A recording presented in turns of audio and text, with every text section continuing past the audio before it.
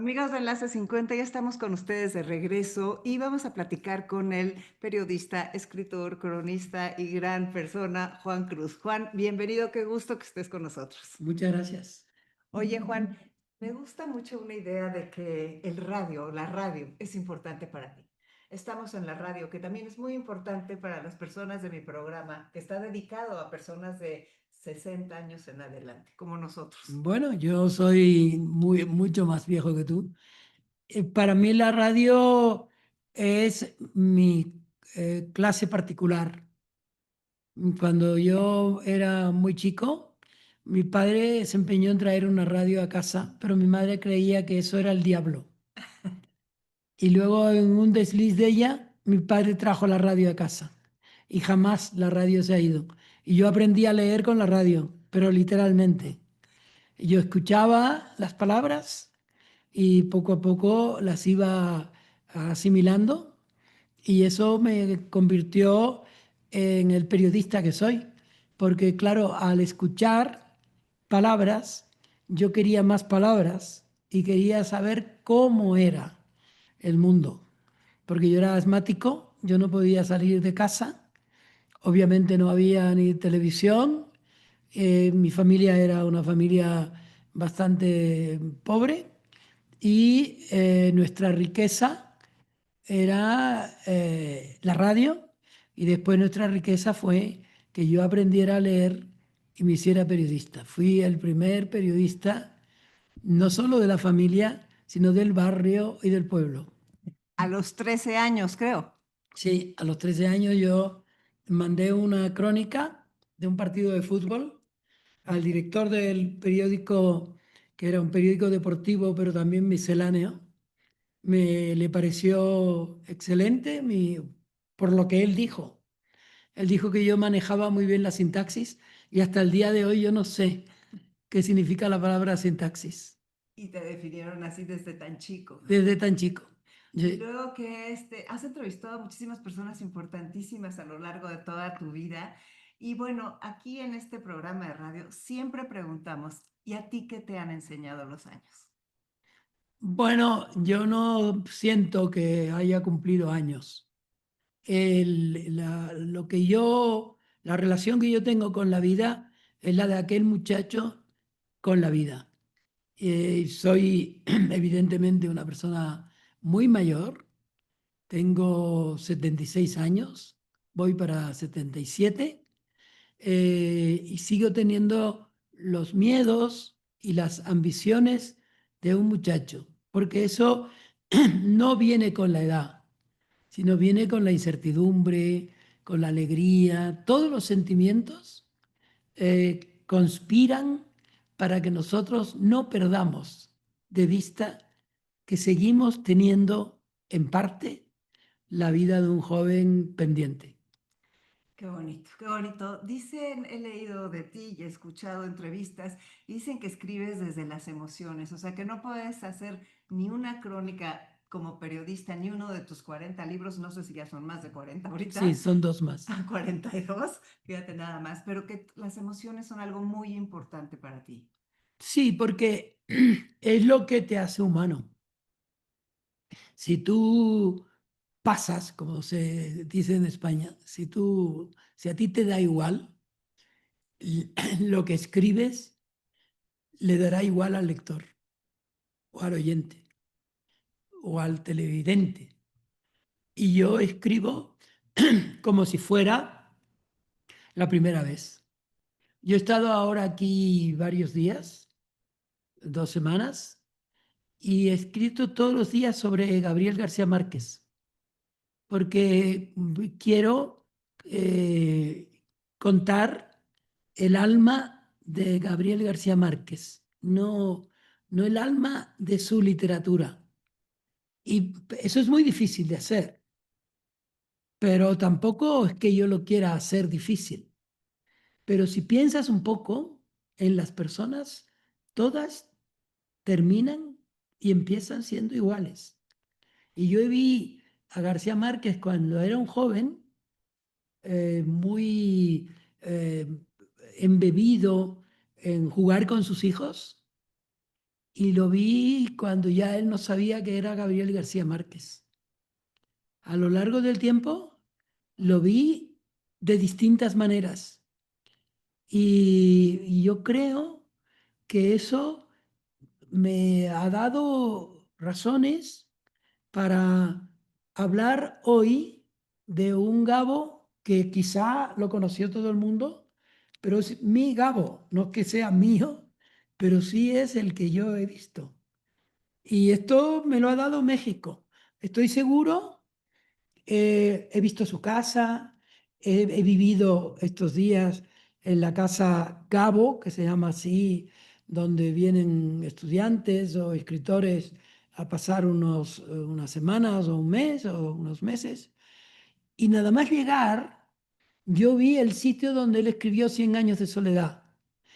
Y no es que uno sea un fetichista, pero el sonido de esa casa es el sonido de Gabo, de los libros de Gabo. Bueno, pues eso. Qué maravilla, qué maravilla. Entonces, ¿viniste específicamente a eso esta vez? ¿O Sí, sí? sí. Y entonces, ¿cuándo crees que estás trabajando en ese libro? Y bueno, he escrito muchos artículos estos días para la prensa española y argentina. Y ahora voy a escribir un artículo para el periódico El País en este país americano que queremos tanto. Y bueno, la verdad es que me he sorprendido de la cantidad de escritura que me ha proporcionado esta visita. Es como si yo hubiera tocado a la puerta de su casa, de la casa de la calle de la Loma, número 19, y él estuviera allí esperando y yo hablándole. Qué magia, qué magia estás diciendo, qué increíble. Y cuando estás con los otros, con todos los otros escritores que has entrevistado, ¿has también sentido esto? O sea, buscas esa conexión humana, además los que entrevistaste durante varios años. Mira, yo cuando te entrevisto a una persona, estoy entrevistando solo a esa persona. Y además creo que no sé nada de esa persona ni de otros. Basta una palabra del otro para que a mí me venga otra pregunta. Yo hago siempre 30 notas, o 40, o 60. A veces he llegado a 100 en las que me baso. Pero lo primero, lo esencial para mí, es hacer la primera pregunta. Y ahí vienen más preguntas, que a lo mejor no tienen que ver con las que yo tomé antes nota, ¿no? O sea, yo soy un periodista que quiere una novedad, no es que yo esté buscándola, pero si tú miras bien a los ojos de las personas, todas son parecidas, todas son iguales y todas las preguntas terminan siendo iguales y las respuestas también. Lo diferente es el sonido, la mirada, no sé, para mí siempre es distinto. A mí me gusta mucho entrevistar, no lo he hecho toda mi vida. Yo me dedicaba a hacer videos culturales y educativos y capacitación y cosas de esas. Cuando pensé en que las personas mayores no estamos vistas ni atendidas, ni estamos recibiendo esta educación que necesito, que creo que necesitamos para esta longevidad que se está dando ahora, esta manera de que tenemos 30 años más de vida sin instructivo con la ciencia y la tecnología y que podemos ser muy longevos y que tenemos que reinventarnos varias veces. Propuse la idea del programa y afortunadamente lo aceptaron. Entonces, ahí empecé a entrevistar, que me parece una de las actividades más apasionantes. No tengo tu experiencia, me hubiera encantado empezar antes. Sin embargo, claro, lo que tú dices es que no hay que preguntar cosas que ya se dijeron porque entonces, ¿para qué se las preguntas? Mira, mi madre cuando yo era chico, yo ya leía, yo ya escuchaba la radio, etcétera, decía que yo me pasaba la vida preguntando. Y ese es el título que tiene uno de los libros que yo he escrito sobre mi vida con artistas, con fotógrafos, con gente de todo tipo, escritores en gran medida. Entonces yo me he pasado la vida preguntando porque tengo interés. El asunto es tener interés. Si tú preguntas a desgana, el otro día yo estaba pensando en un personaje. Yo dije, pues yo lo he entrevistado. Yo sé quién es. Estoy seguro que yo vuelvo a entrevistarle y me vendrá otra pregunta. Y no será la misma que le hice. A mí me gusta improvisar las preguntas, porque eso anima tu curiosidad. Claro, que además es lo que más nos mantiene despiertos. Yo digo frecuentemente en el programa que no se crean esa frase de que la curiosidad mató al gato. Lo que mata al gato es no ser curioso, ¿no? Según yo. Y bueno, hay algo que me impresionó que escuché en algún lado. Voy a romper la regla esa de no preguntar lo que escuché, porque si uno estudia, como tú dices, hace sus notas. Hablabas de la timidez y de la ternura. Y hablabas de la timidez y de algo que me impresionó, que de repente decías que cuando escribías un libro sentías que no estaba bien y que muchas veces sentías que no estaba bien lo que hacías. A mí me pasa mucho. Platícanos de eso. Bueno, hay una frase que ahora no recuerdo de quién es. Hay que endurecerse, pero nunca perder la ternura. ¿Sabes de quién era? No la vas a adivinar. ¿De quién? Del Che Guevara. ¿Así? Fíjate. Eso dijo. Y fíjate que no era un hombre tierno, pero dijo eso, yo me lo aprendí y toda mi vida lo he usado, pero teniendo en cuenta que a lo mejor no era el personaje adecuado para decirlo. Pero a mí me parece que la ternura es lo que tú quieres eh, tener cuando estás solo. La ternura eres tú. Si tú no eres tierno, no pidas ternura. Tú quieres y entonces te quieren. A lo mejor te quieren antes, pero si te quieren antes, tú tienes que querer enseguida. ¿Cómo son tus días? O sea, en relación, porque tienes una hija que te dice muchas cosas, ¿no? Que te dice que leas a X persona. De hecho, te presento el libro, una persona que ella te pidió que leyeras y aparte, no sé, creo que es que influye en tu vida. Mi ¿O hija tienes es más una hijos? buena persona. Sí. Eso es muy importante, porque me enseñó desde muy pronto, ella, cuando tendría 11 años, que era mejor no malpensar de los otros, sino ponerse uno en la piel de los otros. Eso me enseñó mi hija. Me enseñó también que es mejor no gritar, que es mejor no sentirse mejor que el colega. Todas esas cosas me las enseñó y yo las aprendí. Lo que pasa es que cuando uno aprende, no aprende para siempre. Al día siguiente tiene que aprender lo mismo a veces. Definitivamente es increíble cómo volvemos a caer, ¿no? De alguna forma. Pero qué importante es algo que tú haces mucho, escuchar. Sí, bueno, es que escuchar es, nosotros somos parte de un teléfono. Estamos siempre escuchando. Yo me pasaba la vida escuchando, porque la gente del barrio venía a mi casa a hablar por teléfono. Ellos no tenían teléfono. Y yo me pasaba el día sabiendo qué problemas tenían los vecinos. Y bueno, ahora soy un periodista que es alguien que espera a ver qué dicen los vecinos. Qué interesante, ¿verdad? Es la visión de la vida como muchísimo más amplia que nuestro ombligo. Eso es, eso es.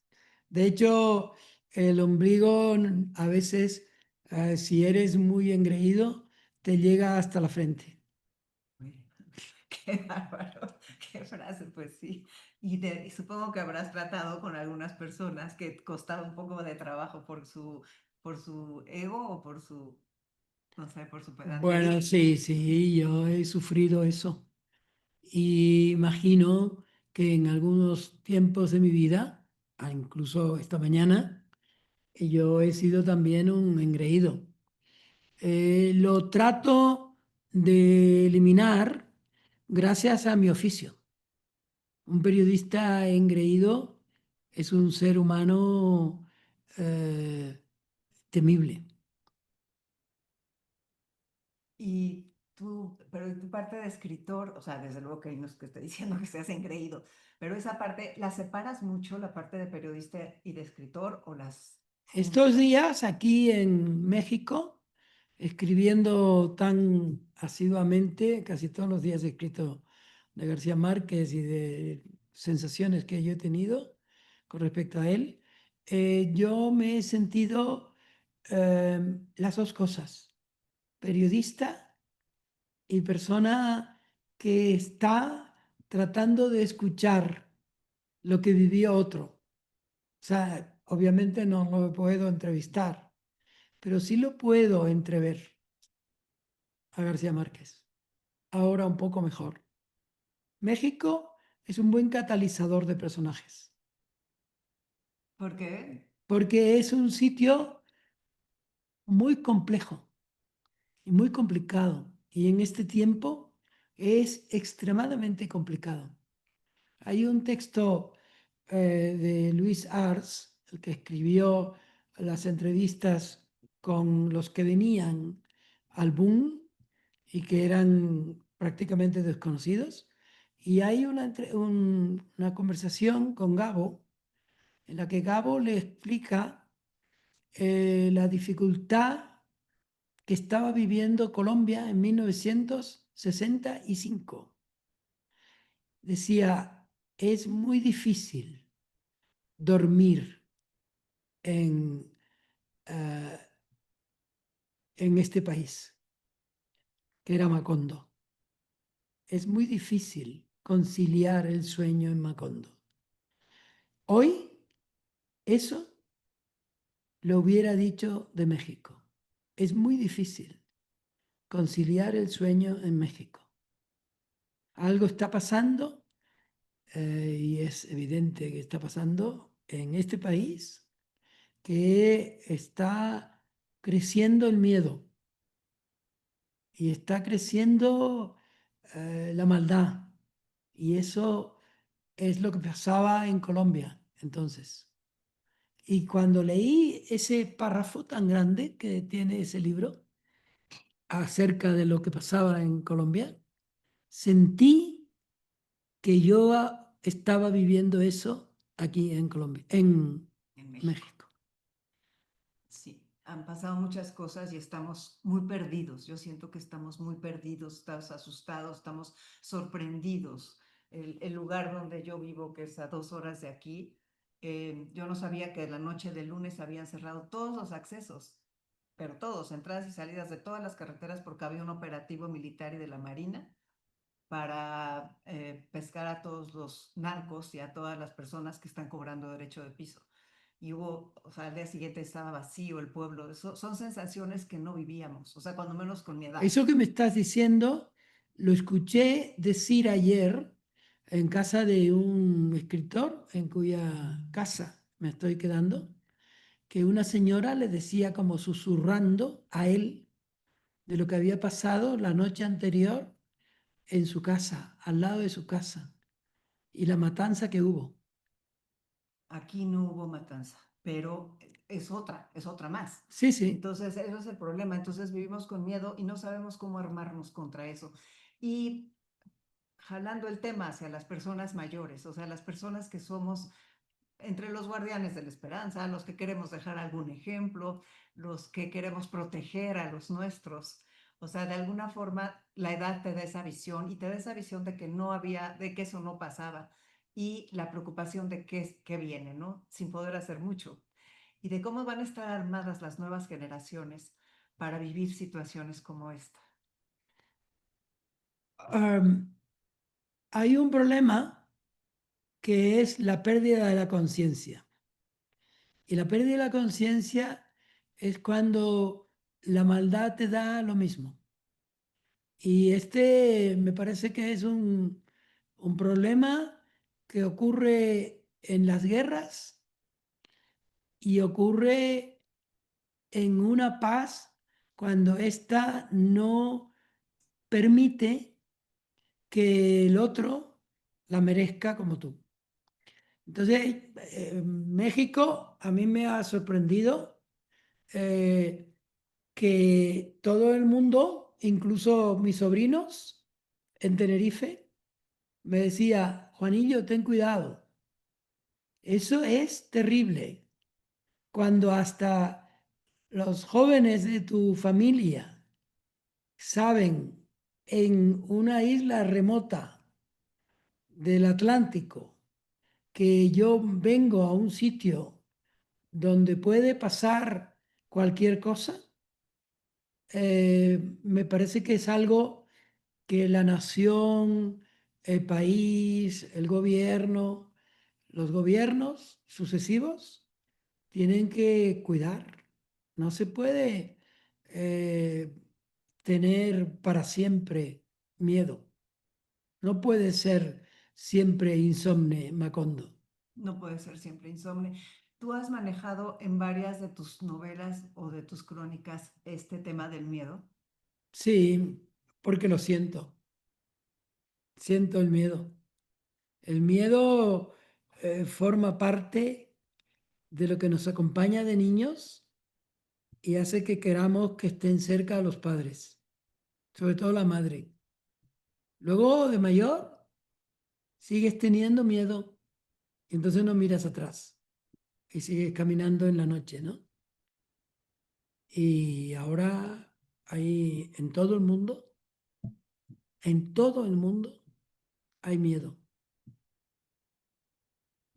Que el primer poema que yo escribí y que se hizo canción en la universidad, lo recuerdo ahora así espontáneamente. Hay miedo en todas las voces y en las esquinas tinieblas. El pasado no conoce que las verdades tiemblan. Yo era un adolescente entonces y escribí ese poema muy malo, pero ahora lo he recordado porque tú me has inspirado. No, pero no es un poema malo. Yo sentí muchas cosas. A ver, también la poesía para ti es muy importante. Sí, bueno, para mí toda la vida he vivido, la primera cosa que yo escribí en un encerado, por así decirlo, fue en realidad en la pared de mi casa. Y era un poema de Rudyard Kipling, If, Oh, precioso. que es precioso poema. Bueno, pues yo lo escribí en la mampostería de la casa. Y mi madre me dijo, Juanillo, en la pared no se escribe. Y yo lo borré con la uña. Ay, Al cabo de los años, al cabo de los años, mi hija tenía 16 años y miró en la pared de mi casa y estaba ahí la huella la huella del poema. del poema. Y así sigo escribiendo poemas, digamos poemas. Cuando escribo cualquier cosa, algo tiene que haber de poesía. La inspiración y la escritura sanan. Sí, yo creo que la escritura a mí me ha rejuvenecido siempre. Cada vez que estoy eh, perdiendo el lugar de mi vida, la poesía me ha ayudado. A lo mejor es una poesía no escrita, sino la que yo siento por dentro. ¿Qué es perder el lugar de tu vida? Bueno, no estar seguro de lo que estás haciendo. Sentir que quizá tienes que pedir auxilio. Eso es el lugar de mi vida muchas veces. Ahora no, ahora estoy bien. ¿Y a quién le pides auxilio? Bueno, uno lleva por dentro a la persona que le puede auxiliar. Nunca sabes su nombre, pero sí sabes su modo de ser. Claro, la filosofía es también muy tuya, ¿no? O sea, porque Bueno, siempre me ha interesado la filosofía, pero no soy un filósofo, yo soy creo un que periodista. Un periodista es lo contrario de un filósofo. Un periodista es el que le pregunta al filósofo. Y ojalá uno sepa preguntar. ¿qué preguntarías a las personas del programa? O sea, somos personas de 60 en adelante ¿A o, qué hora se despiertan?